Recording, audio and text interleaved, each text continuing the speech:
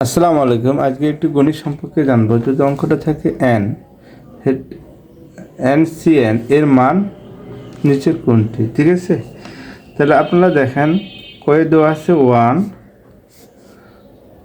ক্ষয়ে দেওয়া আছে আপনার 2, আর গয়ে দেওয়া আছে -1 এবং ঘয়ে দেওয়া আছে -2। ঠিক আছে, তাহলে আমরা দুই ধরনের অঙ্ক সম্পর্কে জানি, একটা হচ্ছে বিন্যাস, একটা হলো সমাবেশ। ঠিক আছে, এখন বিন্যাসের সূত্রটা আমরা জানি। ঠিক আছে, না জানলে জানবো যে যদি আমাদের এন পি আর থাকে, ঠিক আছে, এরকম থাকে, তাহলে আমরা কী লিখবো? N factorial. ঠিক আছে, তাহলে এন মাইনাস আর ফ্যাক্টোরিয়াল, এটা হচ্ছে বিন্যাসের সূত্র। আর সমাবেশের সূত্রটা হচ্ছে আপনার সমাবেশে যদি থাকে, ঠিক আছে, তাহলে আপনারা এই যে এন সি আর যদি এভাবে থাকে, তাহলে এখানে লিখবো আমরা এন ফ্যাক্টোরিয়াল, এখানে আপনার N factorial, N minus r factorial. ঠিক আছে, তাহলে এটা হচ্ছে বিন্যাস, এটা হচ্ছে আপনার সমাবেশ। ঠিক আছে, তাহলে আপনারা দেখেন, তাহলে এটা হচ্ছে কি মান নিচের কোনটি হবে? 1, 2 না -1 না -2? ঠিক আছে, তাহলে আমরা যদি সমাধানটা দেখি,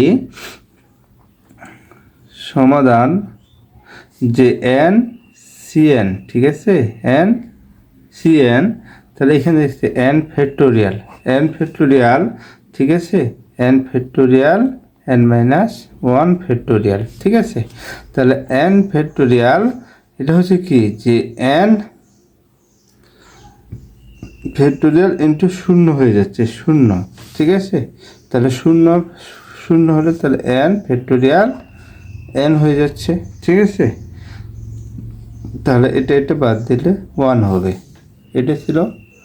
তারপর আপনারা দেখেন, যদি 1/0 হয়, ঠিক আছে, যদি 1/0 থাকে তাহলে কি হবে? ইনফিনিটিভ হবে। আমরা জানি না, যে আমরা জানি কি tan 90 ডিগ্রি মান কত আছে, যেমন tan 90 ডিগ্রি মান tan 90 ডিগ্রি মান কত, আমরা 90 ডিগ্রি মান আমরা কিন্তু ইনফিনিটিভ লিখি এইভাবে, কিন্তু আসলে সেটা হবে এভাবে, তাই না?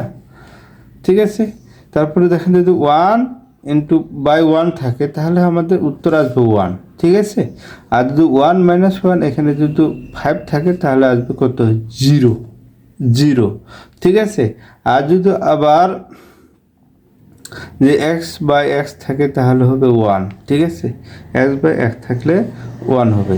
তাহলে আপনার কি দেখেন, এই অঙ্কটা উত্তর আসছে কত? 1। ঠিক আছে, উত্তর আসছে 1। তাহলে এটা হবে এই অঙ্কের সমাধান। ধন্যবাদ আপনাদের।